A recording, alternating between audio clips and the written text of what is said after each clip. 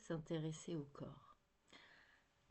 Notre corps, il est dans cette double dynamique, à la fois d'être le lieu unique pour exprimer notre individualité, et en même temps, il a les mémoires individuelles, collectives, de plein de choses qui pourraient et qui réellement, concrètement, empêchent l'expression unique, voilà, de notre individualité. Donc oui, c'est important de revenir au corps parce que, en tout cas pour ceux qui le souhaitent, le vivent, le ressentent.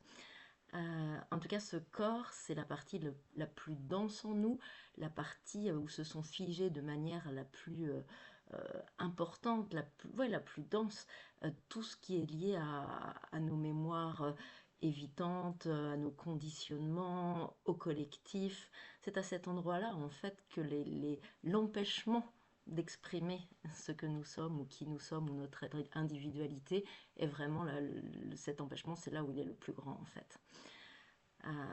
Par exemple, des personnes qui peuvent venir en séance vont dire ok, je sais que j'aimerais changer ce comportement, mais là pour le coup j'y arrive pas. Il faut vraiment voir le corps comme un lieu où nous nous sommes entraînés pendant des années, des dizaines d'années à vivre, à répéter des comportements spécifiques en fait. Et le corps en ça, il est super robuste, c'est un grand sportif, il sait, il peut continuer à répéter des comportements qui en fait même ne nous conviennent pas en fait. D'où l'importance de revenir à ce corps. Pour en libérer les mémoires, pour lui permettre autre chose, pour pouvoir se sevrer de certains comportements.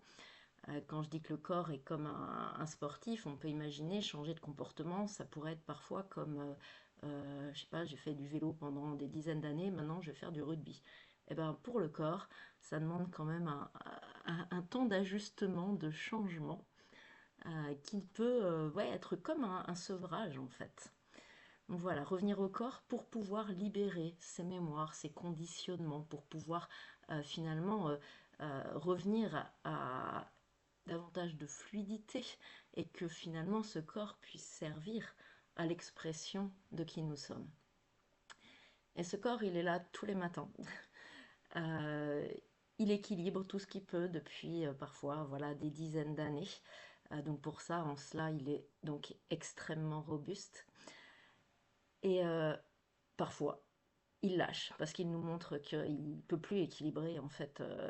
Bah, c'est plus possible, il est obligé de lâcher d'un côté, qui peut plus garder toutes ses émotions stockées, qui peut plus dire oui alors qu'en fait je voudrais dire non, qu'il n'en peut plus que nous ne sommes pas écoutés. En fait, notre corps, il est à notre service pour manifester ce que nous sommes, que ce soit dans la réalisation concrète de d'un mouvement, d'un projet, d'aller vers ci, d'aller vers cela, que ce soit dans l'expression verbale de ce que nous souhaitons partager. Donc le corps, il est à notre service et puis parfois, bah, en fait, il lâche pour nous montrer qu'il a trop tenu pendant trop longtemps et qu'il y a besoin de faire quelque chose en nous pour retrouver un alignement, quelque chose de plus...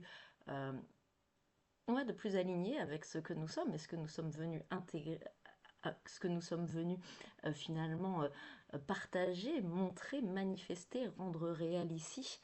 Donc parfois, voilà, un déséquilibre pour nous montrer voilà, qu'il y a quelque chose à aller voir en nous, pour nous montrer que nous sommes un peu à côté de nos pompes, ou beaucoup à côté de soi, en dehors de nous.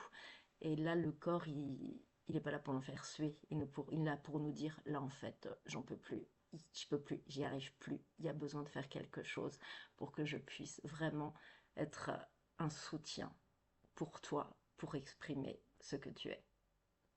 Merci.